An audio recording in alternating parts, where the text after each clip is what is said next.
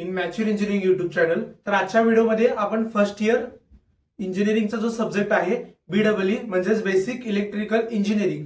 Okay, so basic electrical engineering जो आहे 2024 पॅटर्नचा, त्यानुसार आपण 2024 आणि 2019 दोन्हीसाठी सिमिलर सिलेबस आहे, फक्त 6 युनिट असलेलं त्याला 5 युनिटमध्ये कन्वर्ट केलंय. तर आपण BEE म्हणजेच बेसिक इलेक्ट्रिकल इंजिनिअरिंग या सब्जेक्टचा फर्स्ट इयरचा काही IMP पॉइंट्स जे unit wise theory question, numerical आणि डेरिव्हेशन कोणत्या पॉइंटवरती येऊ शकता आणि कोणते क्वेश्चन येऊ शकता त्यामध्ये आपण बघणार आहेत की कोणत्या IMP आहेत, त्यानुसार नाही का आपल्याला एंड सेमिस्टरसाठी प्रिपेअर होण्यासाठी आपल्याला युजफुल पडेल. ओके, तर पहिला आहे unit number 1 elementary components and the DC circuit. Okay, तर ऍक्च्युअल मध्ये सिलेबस मध्ये त्याला 6 आवर्सचा दिलेला आहे, म्हणजे 6 आवर्स मध्ये आपण मिनिमम हा स्टडी केला पाहिजे किंवा शिक्षकांनी तो शिकवला पाहिजे. त्यानुसारच मी सगळा नाही का डेटा नाही का हा याच्यामध्ये युज केलेला आहे. तर पहिला आहे थेरी क्वेश्चन. तर थेरी क्वेश्चन मध्ये याच्यामध्ये मी प्रत्येकात जवळपास 4 थेरी, 2-3 डेरिव्हेशन आणि 2-3 टाईपचे न्यूमेरिकल प्रत्येक युनिटमध्ये सेम दिलेला आहे. या टाईपचे तुम्हाला नाही का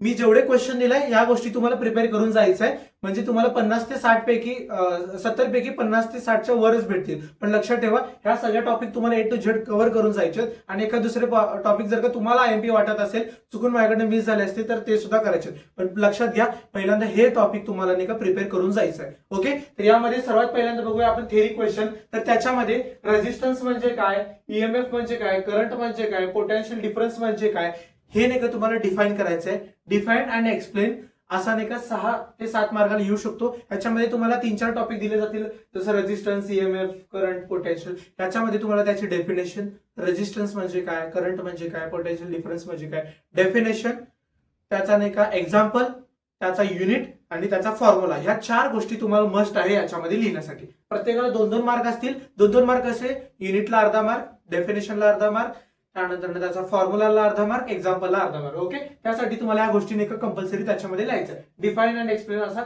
डेफिनेशन साठी येतो. त्यानंतर state and explain Ohm's law. Ohm's law काय आहे ते नाही का तुम्हाला एक्सप्लेन करायचं. स्टेट अँड एक्सप्लेन म्हणजे पहिल्यांदा डेफिनेशन, त्यानंतर फॉर्म्युला कसा आला डिराईव्ह करायचा, त्यानंतर त्याचं एक्सप्लेनेशन द्यायचं, ऍडव्हान्टेज, डिसएडव्हान्टेज, ऍप्लिकेशन, रिलेव्हंट तुम्हाला प्रत्येक क्वेश्चन मध्ये द्यायचं. मी ऑलरेडी मागच्या व्हिडिओमध्ये तुम्हाला सांगितलंय, ज्यावेळेस पण तुम्ही फिजिक्स, केमिस्ट्री, BSc आणि BEE म्हणजे engineering physics, engineering chemistry, basic electronics engineering आणि बेसिक इलेक्ट्रिकल इंजिनिअरिंग या सब्जेक्टचे जर का तुम्ही पेपर लिहिताय, त्यामध्ये तुम्हाला definition, diagram, working principle, advantage, disadvantage ह्या 4-5 गोष्टी इम्पॉर्टंट असतात लिहिण्यासाठी. ओके, त्यानंतर state the electronic power system and generation and transmission, त्यानंतर डिस्ट्रीब्युशन. आता ह्या जे आहेत इलेक्ट्रॉनिक पॉवर सिस्टीम साठी, तर ह्या गोष्टी तुम्हाला याच्यामध्ये एक्सप्लेन करायचा आहे. ओके, हा एक IMP क्वेश्चन आहे. त्यानंतर डिफरन्स बिटवीन AC आणि DC सोर्स खूप इम्पॉर्टंट आहे. खूप सारे मुलं त्याच्यामध्ये खूप कन्फ्युजन होता.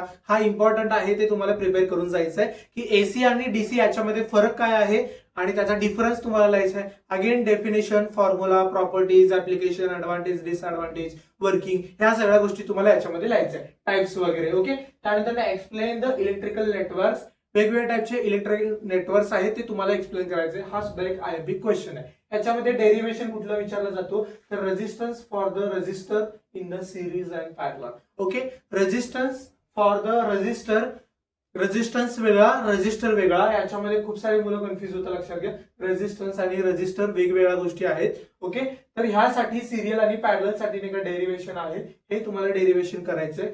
ओके, IMP डेरिव्हेशन आहे, 2-3च दिले, ते तुम्हाला करायचे. त्यानंतर स्टार डेल्टा आणि डेल्टा टू स्टार जे कन्व्हर्जनचं आहे, फॉर्मेशन आहे, फॉर्म्युला वाईज तुम्हाला करायचंय. स्टार म्हणजे कुठला, डेल्टा म्हणजे कुठला, हे तुम्हाला कळलं पाहिजे. ओके,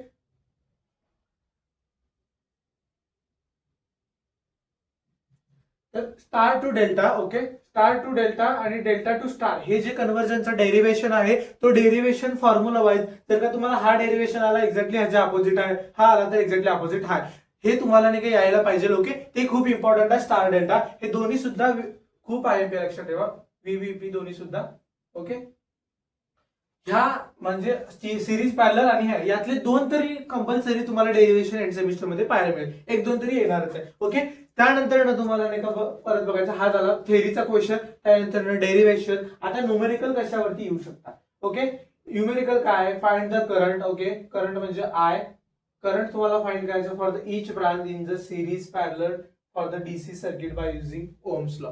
म्हणजे ओहम्स लॉचा यूज करून डीसी सर्किट सिरीज पॅरलर मध्ये तुम्हाला काय करायचं आहे, करंट फाइंड आउट करायचा आहे. या टाइपचा न्यूमेरिकल येऊ शकतो. ह्याच्या बेसवर तुम्हाला न्यूमेरिकल सॉल्व्ह करायची गरज आहे. ट्राय करेन नेक्स्ट व्हिडिओमध्ये मी याच्यावरती न्यूमेरिकल सॉल्व्ह करून देण्याचे. ओके, त्यानंतर solve the DC network using Kirchhoff's law, Kirchhoff's voltage law and the Kirchhoff's current law. ह्याचा डिफरन्स सुद्धा करून जायचे. किर्चॉफ करंट आणि व्होल्टेज ह्या दोन्हीचा डिफरन्स सुद्धा तुम्हाला प्रिपेअर करून जायचंय आणि या बेस्ड न्यूमेरिकल सुद्धा लक्षात ठेवा. हाईट थेरी सुद्धा आहे. थेरी प्लस डेरिवेशन आणि न्यूमेरिकल. ओके ओके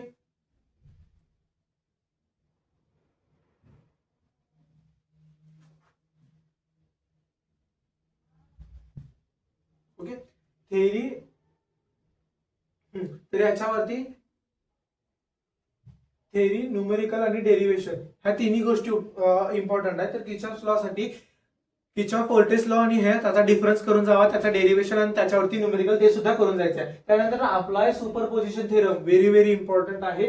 ह्याचे स्टेप मनाने एक एक्झाम्पल घेऊन सॉल्व्ह करायचं आहे. तसं सुद्धा विचारले जातील किंवा एखादं प्रॉब्लेम दिले जातील त्याच्या बेसवर सुद्धा तुम्हाला सॉल्व्ह करायचं आहे. Superposition current and voltage in the given DC circuit हे सुद्धा तुम्हाला करायचं आहे. किंवा star to delta transformer, star delta. Okay, ह्याच्यासाठी बेस्ड याच्यावरती न्यूमेरिकल तुम्हाला विचारले जाऊ शकता.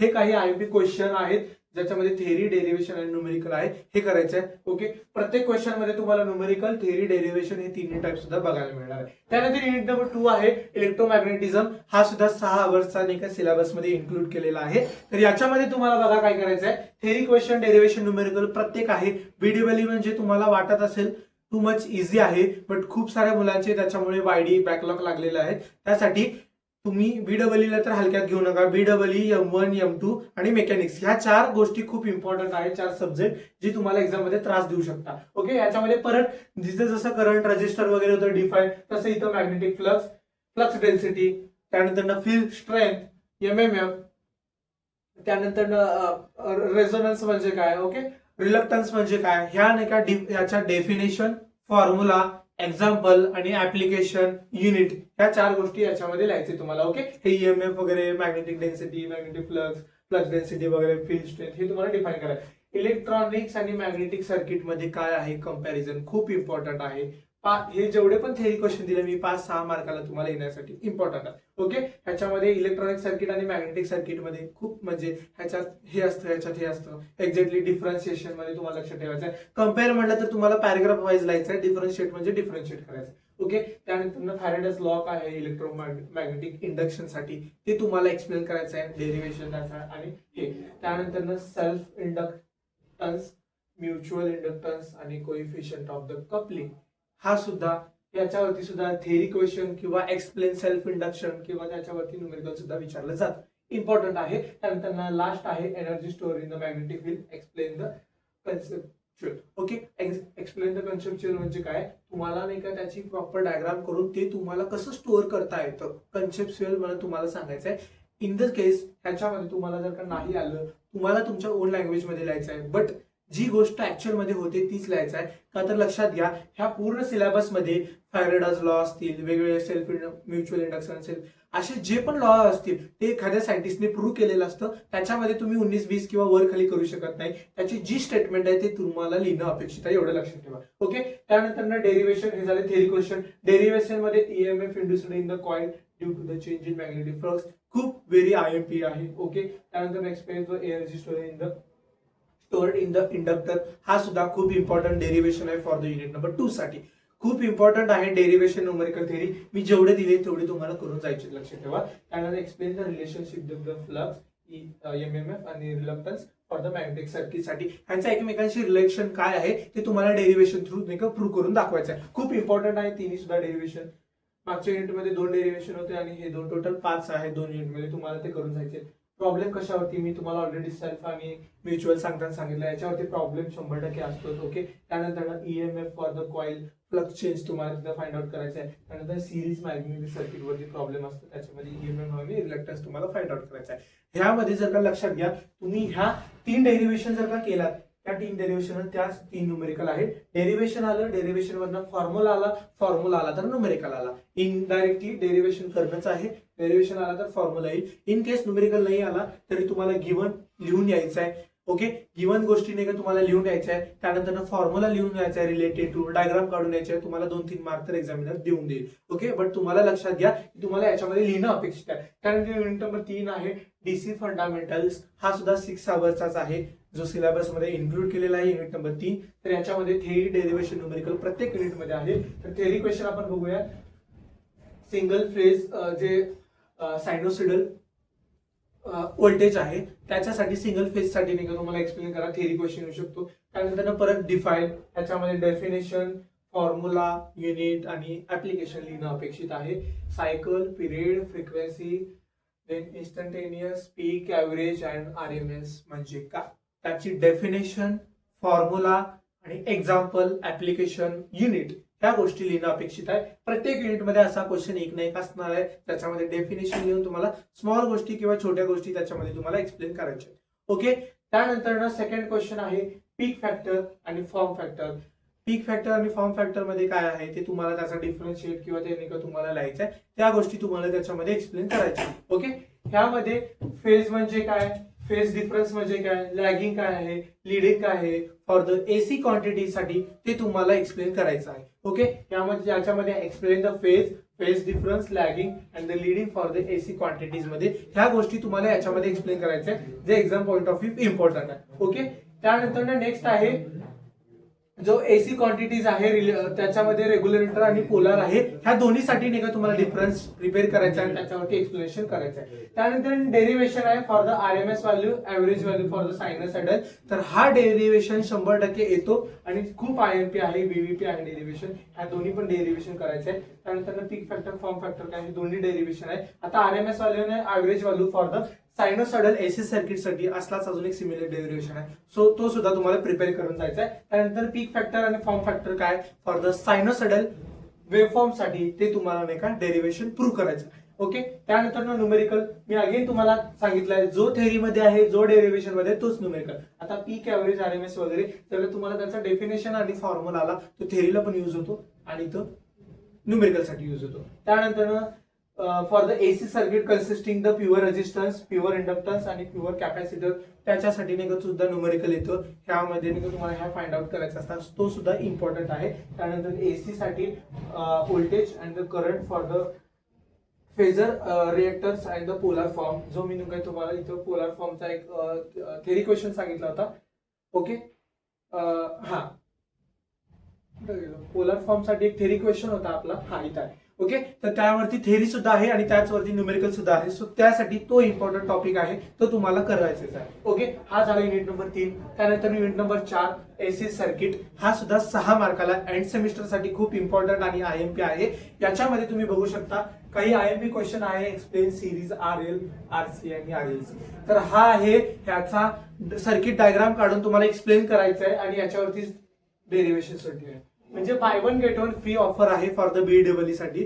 म्हणजे जर का तुम्हाला थेरी आला त्याच्याच वरती डेरिव्हेशन असणार आहे, त्याच्याच वरती न्यूमेरिकल. बीडब्ल्यूचा हाच एक बेनिफिट आहे, कारण की याच्यामध्ये तुम्हाला मिनिमम क्वेश्चन, शॉर्ट क्वेश्चन आहे तेच करायचं आहे. फक्त तुम्हाला ते फॉर्म्युला किंवा डेरिव्हेशन लक्षात ठेवायचं आहे प्रॉपर वेनी, युनिट वगैरे. ओके, त्यानंतर ना डेफिनेशन, फॉर्म्युला, युनिट काय आहे, कोणासाठी इम्पिडन्स, रिएक्टन्स आणि पॉवर फॅक्टर तेच तुम्हाला लिहायचं आहे. त्यानंतर ऍक्टिव्ह, रिएक्टिव्ह आणि अपीरंट पॉवर काय आहे ते तुम्हाला लिहायचं. आरएलसी साठी सर्किट रेझोनन्स साठी हा सुद्धा व्हीव्हीपी आहे, त्याच्यावरती डेरिव्हेशन पण असणार. ओके, त्यानंतर हा सुद्धा ओके बघा रेझोनन्स फ्रिक्वेन्सी म्हटलं ना ते सुद्धा तुम्हाला असणार आहे.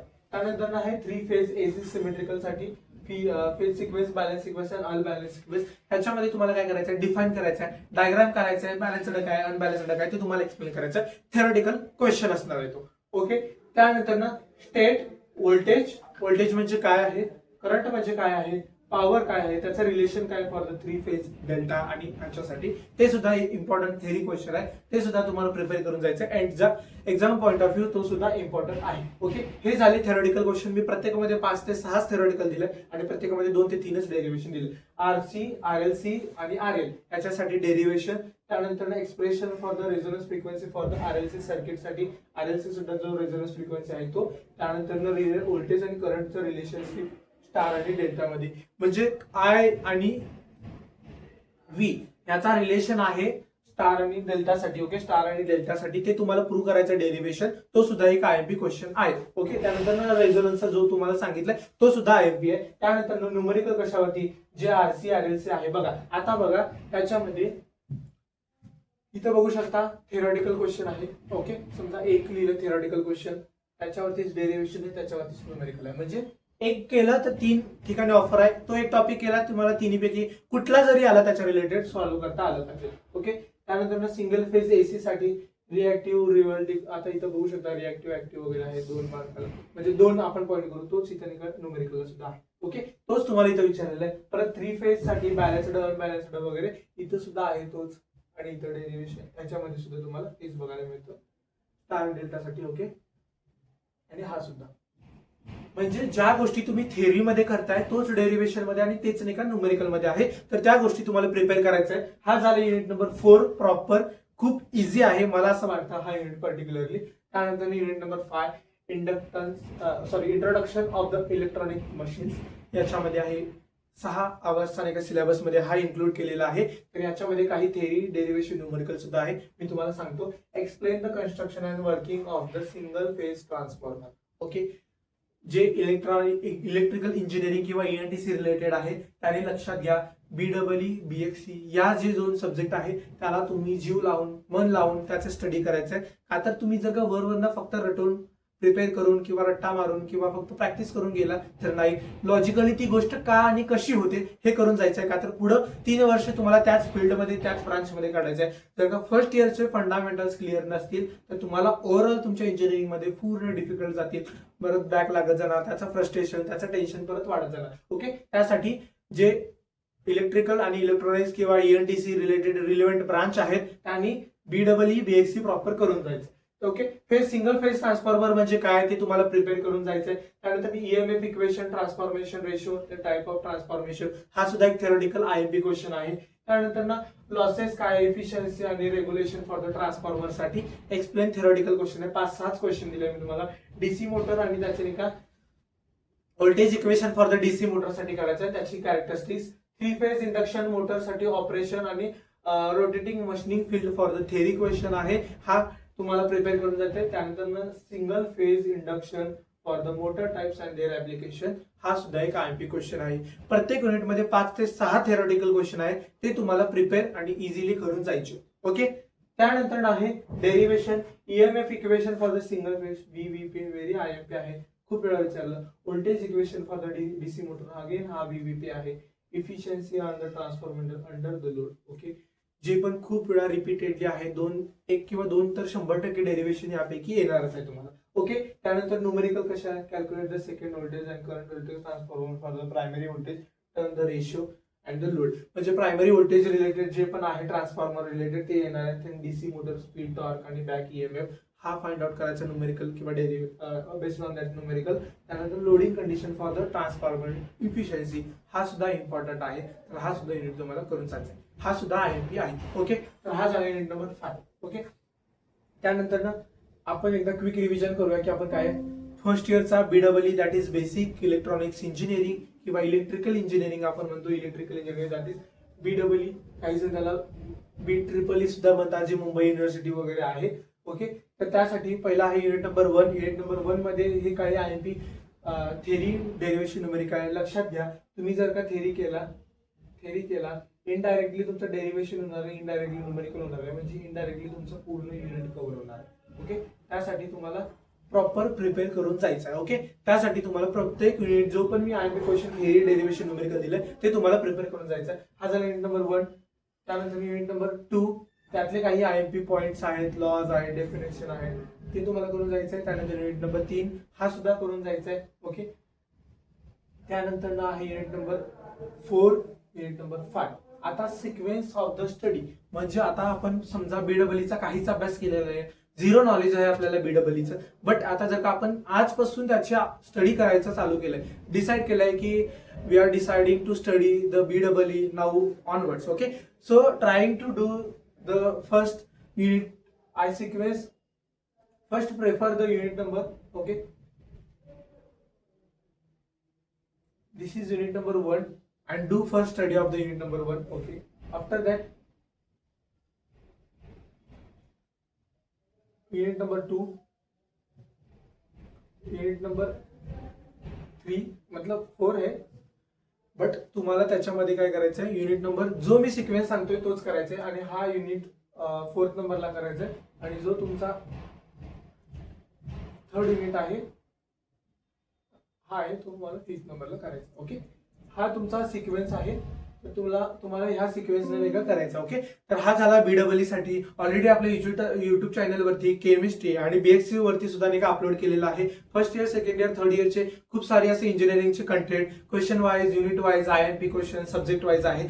जर तुम्हाला कोणता पण first year, second year, third year साठी कोणता पण जर का तुम्हाला सब्जेक्ट अवघड जात असेल, कोणता टॉपिक अवघड जात असेल, ज्याच्यावरती व्हिडिओ लेक्चर किंवा सॉल्व न्यूमेरिकल किंवा त्याचं एक्सप्लेनेशन किंवा IMP theory question, numerical derivation पाहिजे असेल तर कमेंट सेक्शन मध्ये सांगू शकता किंवा तुम्ही मला DM करू शकता, जेणेकरून मी पुढचे व्हिडिओ त्याच्यावरती बनवण्याचा प्रयत्न करेन. ओके, व्हिडिओ आवडला असेल तर लाईक, शेअर आणि सबस्क्राईब करा आणि तुमच्या कॉलेजच्या फ्रेंड्सला, मित्रांना ज्यांना सुद्धा बीडब्ल्यू अवघड जातो किंवा त्यांना तो सब्जेक्ट क्लिअर करायला डिफिकल्टी वाटेल, काही ट्रिक्स मी तुम्हाला याच्यामध्ये सांगितले ते त्यांना युजफुल पडेल, तर हा व्हिडिओ जास्तीत जास्त शेअर करा.